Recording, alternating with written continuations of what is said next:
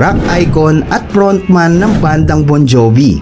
Naghuhugas na nga lang ba di umano ng plato sa isang restaurant?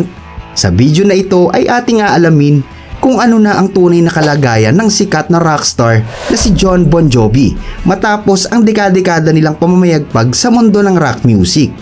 Sa hindi nakakakilala sa kanila, sila ang nasa likod ng mga awitin gaya ng Bed of Roses, Always, Never Say Goodbye at marami pang pambirit nilang kanta. Sino nga ba si Jon Bon Jovi sa tunay na buhay? Gaano nga ba karaming nangangailangan ang natulungan nito? At totoo bang hindi tulad ng ibang rockstar, hindi siya natuksong malulong sa ipinagbabawal na gamot? Ano na nga ba ang buhay niya ngayon? Bakit tumutulong na lang ito sa isang restaurant? Tatalakayin din natin kung paano nga ba nabuo ang kanyang banda at paano sila sumikat. Kung bago ka pa lang sa aking channel ay hinihiling kong mag-subscribe ka na. Pindutin mo na rin ang notification bell upang updated ka sa mga video na gaya nito. Si John Francis Bon Jovi Jr. ay isinilang noong March 2, 1962 sa New Jersey. Ang kanyang mga magulang ay kapwa dating naglilingkod sa hukbong sandatahan ng Amerika. Pero nang magretiro ang mga ito, ay nagtrabaho ang kanyang tatay na si Bon Jovi Sr. bilang barbero at ang kanyang ina naman na si Carol Sharkey ay pumasok bilang florist. Pero bago ito magtrabaho bilang isang marine, ay sumabak muna ito bilang isang model sa Playboy magazine na isa sa pinakaunang miyembro ng Playboy Vanish.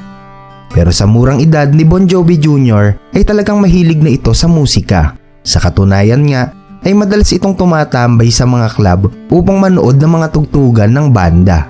Kaya naman dito na nagsimula ang pangarap niya na balang araw ay titingalain siya ng marami bilang isang sikat na rockista. At ang pinakaunang inidolo nito ay si Bruce Springsteen na kapwa niya taga New Jersey. Sa katunayan nga, kahit na sa ngayon ay mataas na ang narating ni Bon Jovi at pang-anim sa pinakasikat na rockstar, palagi nitong sinasabi na siya ay prinsipe lang ng New Jersey. At kahit minsan ay hindi niya sinabing siya ang hari. Madalas kasi itong ikinukumpara kay Bruce Springsteen. Pero ayon kay Bon Jovi, ang kanyang idol na si Bruce pa din ang kinikilala niya bilang hari ng New Jersey. Ang kagandahan kasi dito kay Bon Jovi hindi siya mahilig makipagtalo at palaging mapagkumbaba. At isa pa ay siya rin ang nagbigay ng tawag kay Steve Perry na The Boys. Si Bon Jovi ay nagsimulang magbanda nung ito ay 13 anyos pa lamang. Kasama niya ang pinakauna niyang naging grupo na tinawag niyang Raze. At sa edad na 16 ay nakilala naman nito si David Bryan. Kaya naman nagbuo sila ng bagong banda na tinawag naman nilang Atlantic City Expressway. Na sa kalaunan ay naging Bon Jovi. Tapos naging Wild Ones. Aktibo silang nagtatanghal sa mga local bars at naging opening act naman sila sa mga concert ng iba't ibang sikat na banda. At pagkatapos ng ilang taon ay muli itong nagbuo ng iba pang grupo na tinawag naman nilang The Rest noong 1980. Pero sa kabila nito ay pinagsabay naman ni Bon Jovi ang pagtatrabaho bilang tagalinis ng recording studio ng kanyang pinsan na si Tony. Kaya naman dumating ang pagkakataon na nairekomenda siya nito kay Meco na nung mga oras na yun ay nagre-record ng Star Wars Christmas album. Dito ay unang nakaranas si Bon Jovi ng isang professional recording. Sa hindi nakakaalam, ang unang kanta ni Bon Jovi na nai-record bilang isang professional artist ay ang kantang We Wish You a Merry Christmas. Look up at the winter star. Samantala naman, habang nasa recording studio siya ng kanyang pinsan, ay nag-record naman ito ng kantang Runaway. Ito yung kanta na akala niya ay parang wala lang. Pero hindi niya alam ay ito pala ang magdadala sa kanya papunta sa kasikatan. Dahil nung taong 1983 ay nagpunta si Jon Bon Jovi sa isang local radio station na WAPP 103.5 para magsulat at kumanta ng jingle ng mga ito. Pero sa kalaunan ay inalok si Jon Bon Jovi ng WAPP na isama sa kanilang compilation album ang kanta niyang Runaway. Subalit nagdalawang isip naman siya sa alok ng mga ito. Pero sa kalaunan ay pumayag din naman siya. Kaya naman inirecord nilang muli ito ng panibago. At nang matapos itong mai-release, sa hindi inaasahang pagkakataon ay nag-hit ang kanyang kanta na Runaway. At dito ay naisipan ni Jon Bon Jovi na magbuo ng bagong banda. Kaya naman tinawag niya ang kanyang kaibigan na si David Bryan na isang keyboardista. At kinuha nila si Alec John Such na isang bahista at Tico Torres na isa namang drummer. Nagsimula silang tumugtog sa iba't ibang lugar at dito mga pre, sa isang gig nila ay lumapit ang isang gitarista na nagngangalang Richie Sambora. Kaagad nitong kinausap si Bon Jovi sa backstage upang sabihin na siya ang kuning gitarista. Binigyan naman ito ng pagkakataon ni Bon Jovi at ibinigay kay Richie ang lyrics at mga pyesa ng kanta upang pag-aralan. Kaya pagdating ng araw ng kanilang ensayo ay dumating si Sambora at ito ay tumugtog ng gitara. Kaagad naman itong napahanga si Bon Jovi at dito na nabuo ang original lineup ng grupo na isinunod naman sa pangalan ni Jon Bon Jovi. At silang 5 sa kalaunan ang yayanig at magpapasiklab sa mundo ng rock music. At sa loob ng 2 taon ay nakapag-release kaagad sila ng kanilang studio album noong 1984 at 85 at pumasok sa top 40 ang kantang Runaway. At taong 1986 ay inilabas nila ang pangatlo nilang album na pinamagatang Slippery When Wet. Dito na sila nakilala pero hindi lamang sa US kundi sa buong mundo.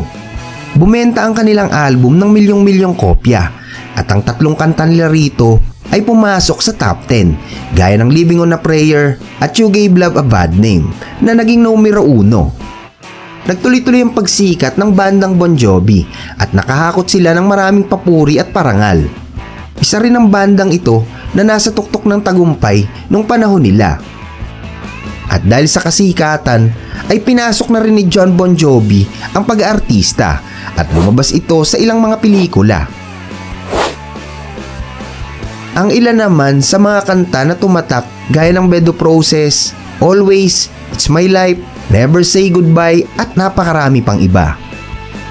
At sa kabuuan ay nakapaglabas sila ng 14 na studio album, 5 compilation at 3 live albums. Kumakot sila ng napakaraming parangal at tinatayang nakapagbenta sila ng mahigit 100 milyong kopya sa buong mundo at itinuturing ang bandang Bon Jovi bilang best-selling American rock band. At alam nyo ba na nakapag-concert na sila ng kulang 3,000 beses? Noong 2006 ay inducted naman sila sa UK Music Hall of Fame at Rock and Roll Hall of Fame noong 2018. Pero kahit sobrang kasikatan na ang nakuha nila, lalo na ang bokalista nilang si Jon Bon Jovi, marami ang nagsasabi na hindi ito nalulong sa droga, hindi katulad ng ibang rockstar. Ayon naman kay Bon Jovi, nung bata pa siya ay naranasan niyang magbenta ng marijuana. Pero ginagawa niya ito upang kumita ng pera. At dahil sa kanyang naranasan na iyon, ay namulat na siya sa masamang epekto kung gagamit siya ng ganito. Ito kasi talaga ang nagiging epekto sa iba na nalulunod sa kasikatan. Nandiyan na kasi ang pera, babae, sugal, pinagbabawal na gamot at kung ano-ano pa. Pero hindi natukso dito si Bon Jovi. Katunayan nga, ang girlfriend niya nung siya inasa high school ay siyang pinakasalan nito at magkasama sila magpasa hanggang ngayon. Kasama rin nila ang kanilang 4 na anak. Isa pa sa hindi natin alam kay Bon Jovi hindi niya dinadala ang pagiging rockstar pagka ito ay nasa kanilang tahanan. Ayon nga sa isang pahayagan ay wala kang makikita na kahit anong award o may kinalaman sa kanyang karera sa musika ang nakasabit sa dingding ng kanilang bahay. Kahit nga yung kanyang pinakabatang anak hindi rin nauunawaan ang trabahong meron siya. Sa usapang pera naman, sa pangatlong album pa lang nila ay nagsimula ng gumanda ang buhay nito.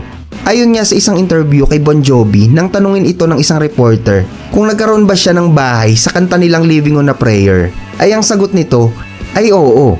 Hindi lang isang bahay ang naipatayo ko, kung hindi marami. Isa ding philanthropist itong si Bon Jovi dahil ang blessings nito na natatanggap ay binabahagi rin niya sa mga nangangailangan.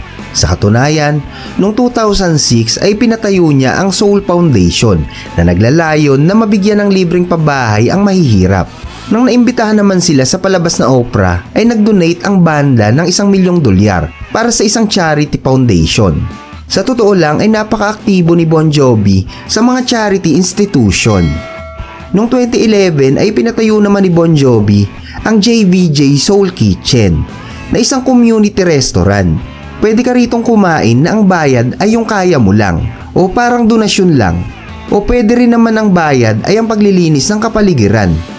Sobrang dami ng natulungan ng restaurant na ito, lalo na nung nagkaroon ng shutdown ang federal government. Nagbigay nga sila dito ng libreng pakain para sa mga workers na naapektuhan.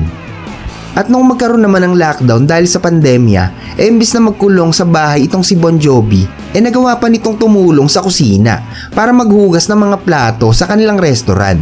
Desidido kasi talaga ito na makatulong sa mga nangangailangan. Marami rin ang nagtatanong sa kanya kung papasukin niya ang politika. Pero ang sabi nito ay wala siyang plano dahil masaya na siya sa kanyang propesyon bilang isang musikero. Hanggang ngayon mga pre ay aktibo pa rin si Bon Jovi kahit na siya ay medyo nahihirapan na sa pagkanta. Dala na rin ng kanyang edad. Patuloy pa rin itong gumagawa ng kanyang mga awitin at wala pa rin itong planong magretiro. Tunay na kahanga-hanga ang ating bida na si Jon Bon Jovi dahil kahit na naabot na nito ang tuktok ng kasikatan ay hindi siya naging maramot sa kanyang kapwa. Marahil ang naging susi sa kanyang tagumpay ay ang disiplina sa sarili at nananatiling nakasayad ang kanyang mga paa sa lupa. Hindi kasi lumaki ang kanyang ulo, di tulad ng iba na masyadong nalulunod sa kasikatan, sa pera, babae, sugal at bisyo. Kaya sa huli, sa kangkungan sila pinupulot. Nagustuhan niyo ba mga pre ang video na ito? Kung nagustuhan niyo, baka pwede namang makahingi ng isang like, share at mag-subscribe ka na din bilang suporta sa aking channel. Salamat po sa inyong panonood.